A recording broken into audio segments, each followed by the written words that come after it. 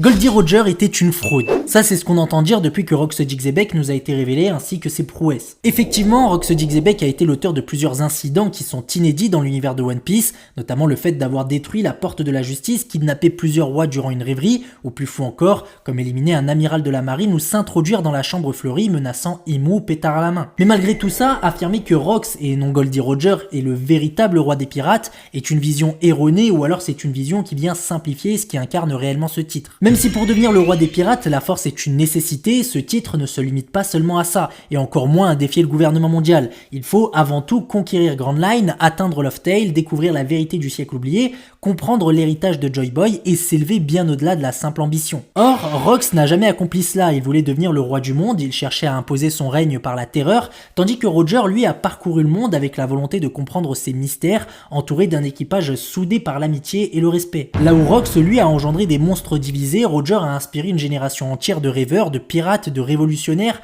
déclenchant par ses derniers mots la grande ère de la piraterie. Il faut aussi bien évidemment prendre en compte que le monde entier, ennemi comme allié, reconnaît Roger comme le seul homme à avoir conquis les mers. Même ses anciens adversaires comme Barbe Blanche, Shiki, Kaido ou encore Big Mom n'ont jamais contesté ce titre. Tandis que Rox a été effacé de l'histoire, Roger lui est une légende que quasiment tous les pirates admirent, d'autant plus que les plus puissants d'entre eux de la nouvelle génération cherchent à devenir son successeur, notamment en devenant le nouveau roi des pirates, et c'est bien cela qui fait de lui incontestablement le seul véritable roi des pirates qui ait existé jusque-là.